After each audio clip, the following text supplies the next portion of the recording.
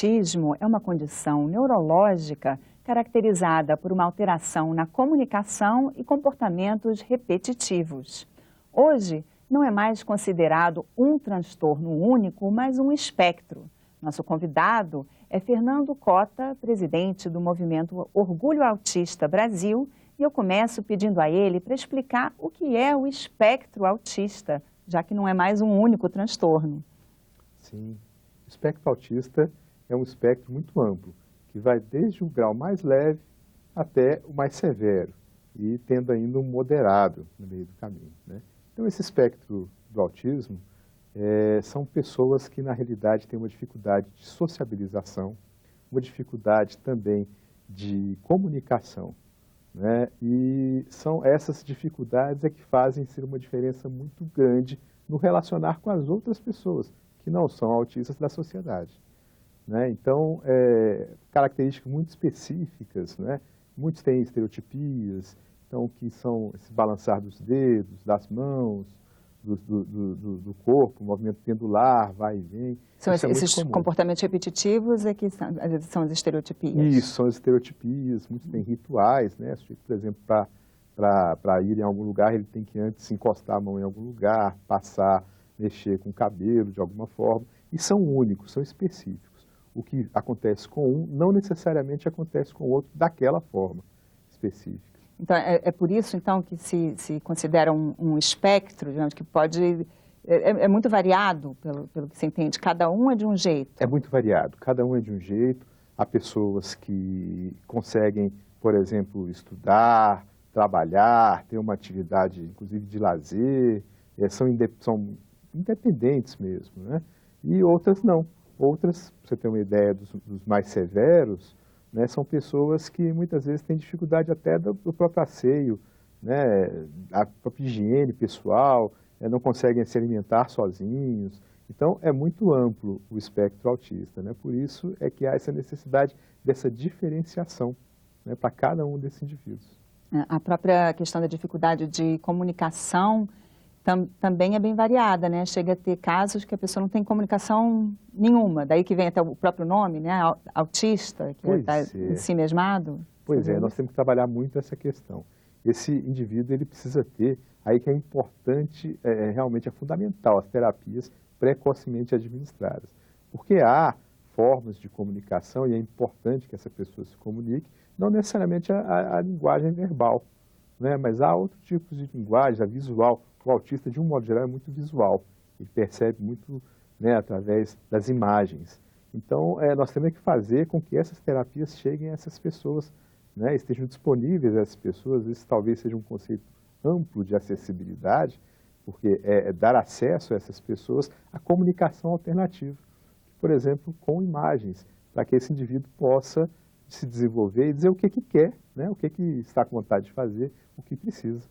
Então, antes de falar mais um pouco sobre essas terapias, vamos falar do diagnóstico. Como é que se identifica que uma pessoa é autista ou tem esse espectro do autismo? Isso é uma questão muito boa.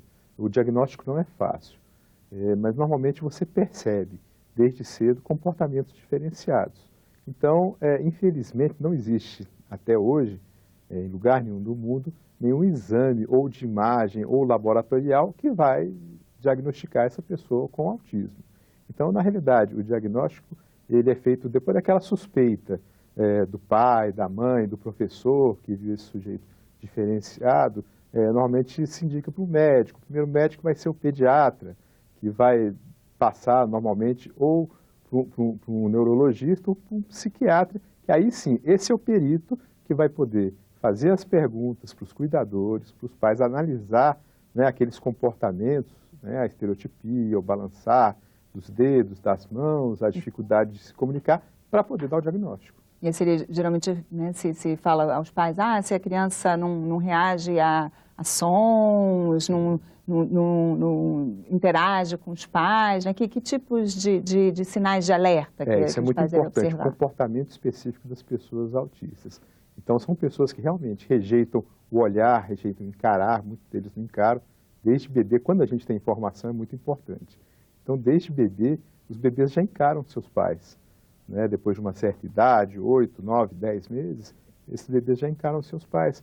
Buscam o olhar, né? O autista não, pois é, o olhar do autista normalmente é um olhar fugitivo, esse sujeito não consegue encarar por muito tempo, né, tem essa dificuldade. A questão do som que você falou, né, são pessoas que têm, às vezes, acontece um barulho enorme, cai alguma coisa, esse indivíduo reage como se nada tivesse acontecido, né? Então muitos pensam que é surdo também, né? Então tem toda essa situação, são sujeitos que brincam normalmente com os brinquedos de forma não peculiar. Então, por exemplo, o que é isso? Ganha uma bicicleta, em vez de querer andar na bicicleta, ele vai rodar as rodas da bicicleta. Ele vai enfileirar os carrinhos, em vez de empurrar os carrinhos de um lado para o outro. Então, tem todo esse comportamento, a ausência de medo, né? Está passando um carro, o sujeito parece que não tem medo, não sabe o que é aquilo. E muitos, inclusive, são atropelados por conta disso, né? Então, tem toda essa situação. Choram por motivo que não é aparente, da mesma forma, sorriem, dão risadas por motivos também que ninguém consegue, naquele momento, perceber. Então, são comportamentos muito específicos, além do balançar, né?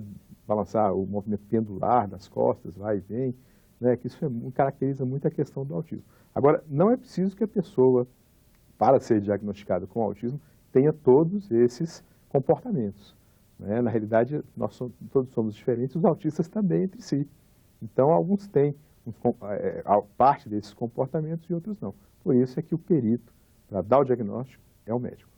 E quando se tem esse diagnóstico, assim, o autismo é uma condição crônica, né? Não há cura.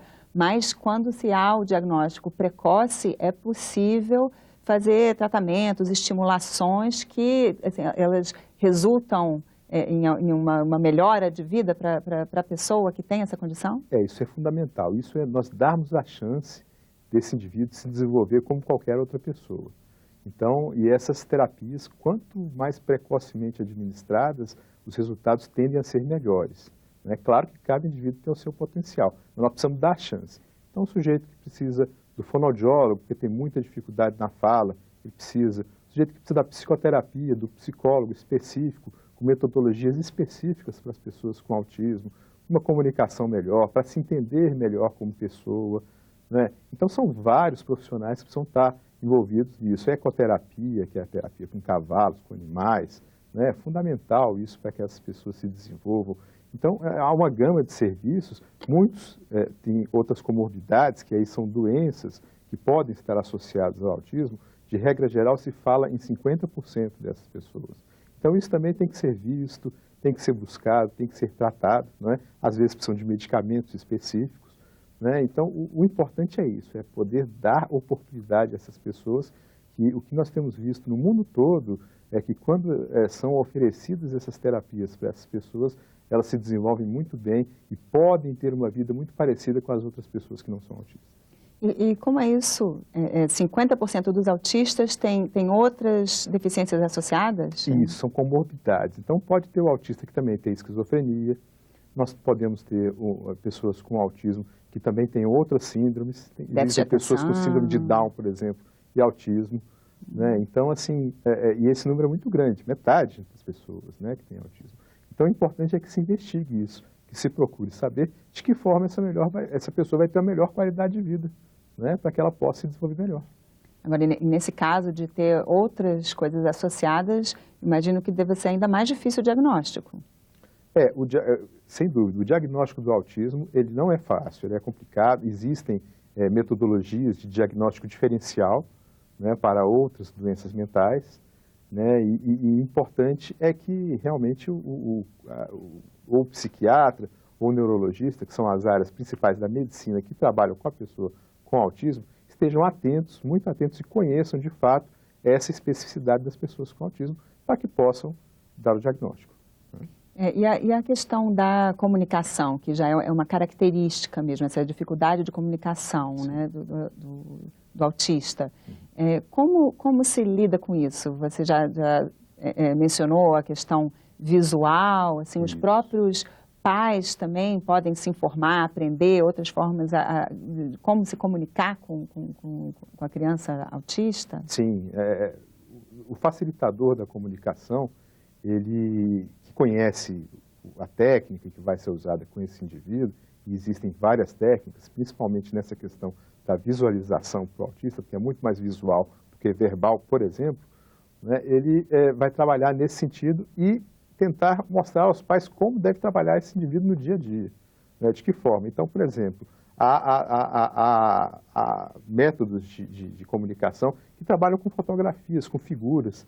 Então, você mostra para o sujeito essa figura e ele vai te devolver qual figura, por exemplo, na hora do almoço. O que você quer comer? Então, você mostra a figura do que está disponível e ele vai lhe devolver o que ele quer, o que ele deseja comer. Né? E assim vai, o tempo inteiro, né, o dia inteiro, o cotidiano desse indivíduo, para que ele demonstre melhor a sua vontade.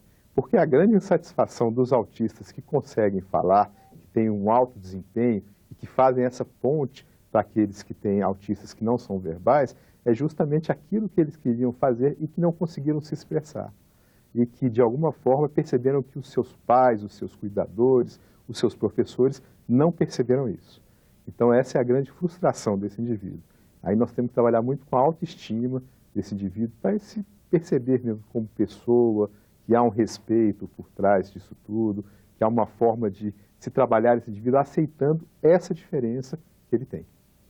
Você mencionou a alimentação, uma coisa que se fala muito, assim, que assim como eles têm muitas manias, tem muitas vezes manias relacionadas à alimentação. Uma comida não pode encostar na outra, sim, ou não gosta de comida de uma certa cor. Isso é comum? Isso é muito comum. Os autistas são conhecidos também por hipersensibilidade em todos os níveis. Não é? Sons também. Sons, essa coisa toda. E nessa questão da alimentação, é muito recomendado isso mesmo, que se separe. Há muitas pessoas que só conseguem, inclusive, se alimentar dessa forma. O feijão, o arroz, a carne, o legume, a salada, separados.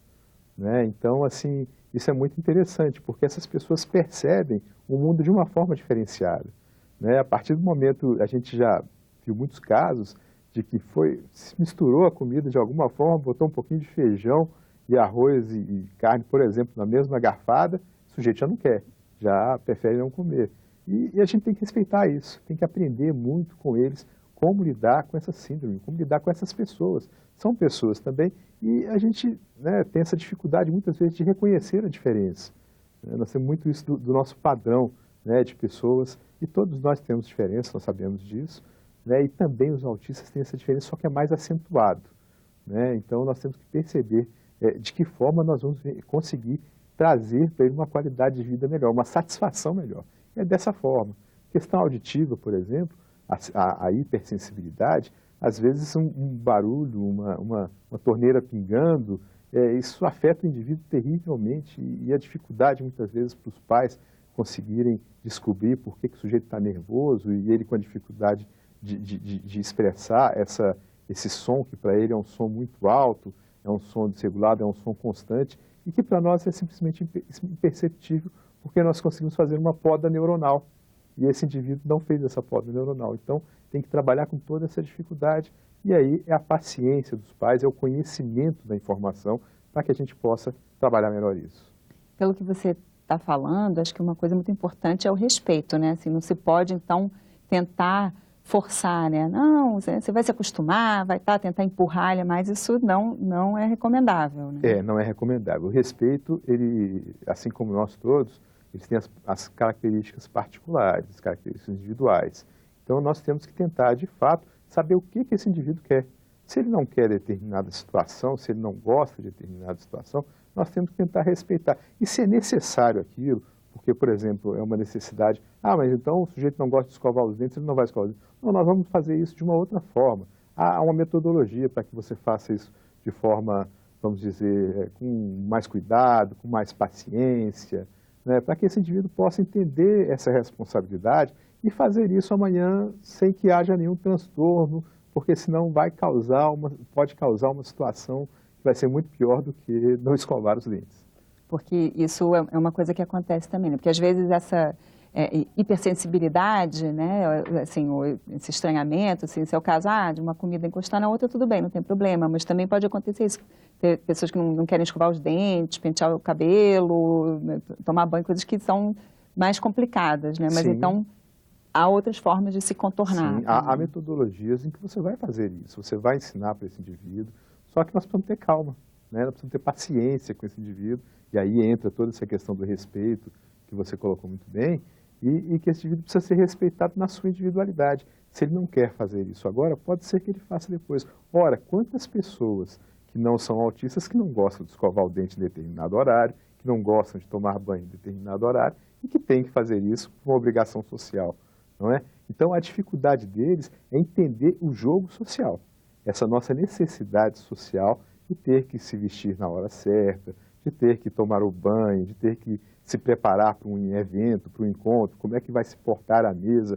Agora, tudo isso nós temos que trabalhar com terapias específicas. Daí a importância de quanto antes se diagnosticar e quanto antes o encaminhamento para essas terapias que são muito específicas e terminam sendo personalizadas, para cada um conforme a sua necessidade, conforme a sua diferença. E são usados também medicamentos? Muitas vezes há necessidade, sim. Não existe nenhum medicamento para autismo, né? Mas o que existe são medicamentos para outras situações, né? Para os sintomas. Então, por exemplo, o sujeito tem um comportamento agressivo, né, por algum motivo, ou alto, heteroagressivo, né, nós vamos ter que trabalhar isso. E muitas vezes há necessidade, sim, de alguma medicação, né, de algum neuroléptico, por exemplo, o sujeito é muito ansioso, de algum ansiolítico, para que a gente possa fazer com que esse indivíduo tenha uma qualidade de vida melhor, sempre buscando isso, a qualidade de vida desse indivíduo. Né? Esse indivíduo tem que ter uma qualidade de vida satisfatória, ele tem que conseguir se envolver bem com a sociedade, trabalhar bem com as pessoas, com seus familiares, com seus pais, com seus cuidadores. Né? Então, sempre nesse sentido. Se o sujeito melhora o seu comportamento, consegue participar, consegue, enfim, ter uma interação social melhor com determinada medicação, o médico, junto com os pais, é que vão pesar isso e vão, de fato, administrar aquela medicação. Eu já assisti até aqui no Senado, uma audiência pública, também uma linha que está pesquisando, experimentando, também tratar com nutrição, né? Assim, um tipo de nutrição específica e que eles avaliam que dê muito resultado. O que é isso? Isso é muito interessante, essa questão da nutrição. É um campo que está crescendo muito nos últimos anos e já há trabalhos, principalmente nos Estados Unidos, Europa, de fora, que demonstram como essas pessoas têm uma melhora do comportamento muito grande. Há hipóteses de que a questão do intestino das pessoas com autismo influencia muito fortemente no comportamento desse indivíduo, na atenção desse indivíduo. Então, eu destaco aí a questão do glúten, por exemplo, e da caseína, que está no leite, né? E que essas pessoas, quando têm uma dieta proveniente, que limita, né, na realidade, esses alimentos, elas muitas vezes, por diversas vezes, têm uma melhora muito grande na sua forma de expressão. Tem pessoas que, por exemplo, não falam e começam a falar. Né? Então, só assim, com mudança com essa mudança, né? A gente não consegue separar se foi exatamente isso, porque associado a isso estão acontecendo muitas vezes terapias, né? Outras terapias, mas a terapia nutricional tem crescido muito nesse sentido. A gente conhece pessoas que, infelizmente, o exame não detecta nenhuma intolerância ao glúten, por exemplo, mas essas pessoas, quando deixam de comer o glúten, têm um relacionamento muito melhor, conseguem se expressar de forma melhor, e isso é muito importante, sim. E as principais coisas que estão sendo estudadas, então, assim, seria o glúten, o leite e açúcar. Isso, açúcar também, por causa de toda essa questão, principalmente intestinal, né, que envolve essas pessoas. E é uma coisa muito importante, porque os pais têm visto muita diferença nos seus filhos, depois que passam a administrar uma dieta livre do glúten, da caseína, da soja, né, de tudo isso. Então, é muito interessante. E como está a situação dos autistas perante a lei? Tem uma lei, né, de 2012 e ela está sendo aplicada, os autistas têm acesso aos direitos que a lei garante. Como está essa situação? É muito interessante porque em 2012 nós conseguimos que fosse sancionado, na época pela Presidência da República, a Lei 12.764, que é a Lei Berenice Piana. Berenice Piana porque uma mãe que, junto com esses pais, com associações, começou todo esse trabalho, né, aqui no Senado Federal, inclusive. E é importante porque é uma lei ampla que garante às pessoas com autismo, com o transtorno do espectro autista, toda uma gama de situações. A participação em toda a política pública voltada para a pessoa com deficiência, por exemplo, a obrigatoriedade de uma escola que possa recebê-lo, com as garantias de que vai ter um ganho pedagógico. Os profissionais de saúde, os hospitais têm que estar preparados para receber essas pessoas. As campanhas públicas também devem ser feitas. Enfim, é uma lei muito ampla e que garante a essas pessoas direitos amplos. Infelizmente, estamos agora nessa fase de tirar a lei do papel, né? Ainda há informações de escolas que recusam pessoas com autismo, por exemplo. Ainda há informações de serviços de saúde que se recusam a atender essas pessoas, planos de saúde que se recusam a atender. E isso não pode ocorrer, né? Isso tem que ser denunciado, isso tem que ser trabalhado, né, para que essas pessoas possam, de fato, poder participar da vida das suas comunidades, da vida da sociedade de um modo geral, como todas as outras pessoas que não são autistas. E como as pessoas devem proceder, então, se depararem com uma situação dessas? Isso é importante. Existem, por exemplo, desde a sua escola, se ela se recusou, primeiro é tentar mostrar as leis, né? Há muitas leis também municipais, leis estaduais, e que também permitem às pessoas com autismo que esses direitos sejam assegurados. Então, a primeira coisa é tentar negociar isso, tentar mostrar que às vezes o gestor nem conhece isso. Então, tentar mostrar para o gestor e negociar, olha, meu filho tem direito, sim, aqui está a lei, essa coisa toda. Se ainda assim persistir, nós indicamos que procure uma associação, né? As associações têm belíssimos trabalhos também que envolvem os direitos dessas pessoas. Se ainda persistir, aí temos o Ministério Público, as instâncias da Justiça, a quem muita gente ainda tem que recorrer, para que isso possa funcionar. O importante é que você não desista do seu filho, não desista dessa pessoa que tem autismo, que precisa sim e tem os direitos de ser bem atendidos. E você participa, inclusive, como voluntário de uma ONG, né? O Movimento Autista. Como é o trabalho? Isso, é o Movimento Orgulho Autista Brasil, o MOAB. E é um trabalho justamente de buscar melhorias para a qualidade de vida dessas pessoas. E isso envolve uma série de eventos, de encontros, audiências públicas, enfim, confecção de projetos de lei, normas que podem melhorar a vida dessas famílias. Porque atrás dessa pessoa com autismo tem toda uma família, que se esse indivíduo não estiver, vamos dizer assim, bem situado, essa família pode estar toda desestruturada, né? Então, o movimento trabalha muito nesse sentido. Desde 2005, nós trabalhamos muito nas leis, com foco no parlamento brasileiro, para que essas pessoas pudessem, de fato, ter esse direito e agora que esses direitos sejam exercidos por essas famílias, né? Que elas, de fato, tenham espaços acessíveis, tenham espaços inclusivos, né, preparados para que possam recebê-los como qualquer outra pessoa. Então, o movimento tem encontros, é uma diretoria em Brasília, né, e coordenadorias em todo o Brasil, né, para que essas pessoas possam ser atendidas, possam estar engajadas, e aqueles que, porventura, estão um pouquinho melhor, se engajem para ajudar os outros, né, que têm mais necessidade e que, de fato, precisam de um apoio maior. É assim que o movimento trabalha. E vocês têm, inclusive, também um site na internet, né, com bastante informação disponível e onde as pessoas também podem entrar em contato, não é isso? Isso. O endereço é www.orgulhoautista.org. E o movimento está sempre à disposição e de portas abertas para que essas pessoas possam ter um cotidiano melhor. E a gente falou muito sobre crianças autistas, né? Mas como é o caso assim dos adultos? Tem pessoas que chegam à vida adulta e descobrem que são autistas e nunca souberam? Isso é muito importante. Dois aspectos, muito bem lembrado isso. As pessoas, primeiro, que tem essa história, criança autista, primeiro, o sujeito vai chegar, vai passar dos 18 anos, dos 21 anos, e vai continuar autista. Então, isso é muito importante, porque tem essa ideia, a criança... Então, hoje nós já mudamos até a forma de colocar a pessoa com autismo, né, a pessoa autista. Esse indivíduo, ele vai, sim, chegar...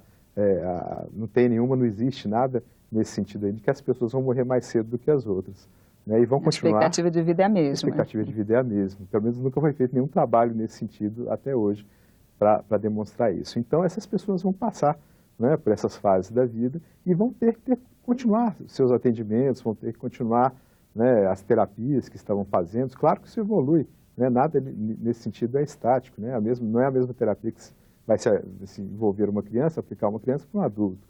Né? Então é muito importante que essas pessoas tenham mesmo espaços onde possam frequentar, onde sejam reconhecidos, onde sejam respeitados, onde não sofram bullying, o preconceito, a discriminação. E isso se faz com essa questão da informação, é fazer a informação chegar e aí o respeito às diferenças normalmente vai junto. Né? Então, é todo um trabalho nesse sentido. Em relação às pessoas que o autismo de altíssimo desempenho, síndrome de Asperger, né, essas pessoas, elas muitas vezes, de fato, trabalham a vida inteira, conseguiram estudar e sem uma diferença que seja tão observada quanto as pessoas com autismo severo, e muitas vezes não são nem diagnosticadas, ou quando já são diagnosticadas, já tem toda uma vida e que teve certas dificuldades que não foram observadas em determinado momento, mas que tinham sim o diagnóstico não feito formalmente, não relatado formalmente, da síndrome de Asperger, por exemplo, desse autismo de altíssimo desempenho. E essas pessoas, na realidade, têm direitos, como todas as outras, né, estão envolvidas nas políticas públicas para as pessoas com deficiência, e cabe a nós agora, com a informação, com o tempo das redes sociais, da internet, a era das redes sociais, da internet, fazer chegar essa informação para que essas pessoas possam ter uma qualidade de vida melhor. Fernando, acho que a gente vai ter que convidar você para voltar aqui outro dia falar sobre essa síndrome de Asperger, que não deu nem tempo de entrar nesse assunto, mas muito obrigada pela sua participação e boa sorte aí no seu trabalho de divulgar a informação sobre o autismo. Eu que agradeço e uma satisfação muito grande poder participar aqui desse programa e dizer às pessoas, queria deixar esse recado, se puder, para que as pessoas que têm ainda uma dificuldade de inserir seus filhos, de incluir seus filhos, não desistam. Procurem uma forma que vão conseguir, de fato, procurem associações no Brasil inteiro, procurem os serviços, procurem o Senado, e, enfim, que vão conseguir incluir os seus filhos, sim. Vão conseguir fazer com que os seus filhos participem da vida social nas comunidades, na sociedade de um modo geral. É isso aí, obrigada e obrigada a você também que nos assiste. Eu conversei com o Fernando Cota, presidente do movimento Orgulho Autista Brasil. O que você achou desse programa? E qual outro tema você gostaria que a gente discutisse? Sua opinião é muito importante para a gente. Ligue 0800 61 2211 ou mande uma mensagem de WhatsApp para 61 999 661616 e diga que é para o Cidadania da TV Senado. Esse programa já está disponível na internet, no endereço senado.leg.br/TV, onde você também pode assistir a muitos outros. Mais uma vez, obrigada e até a próxima.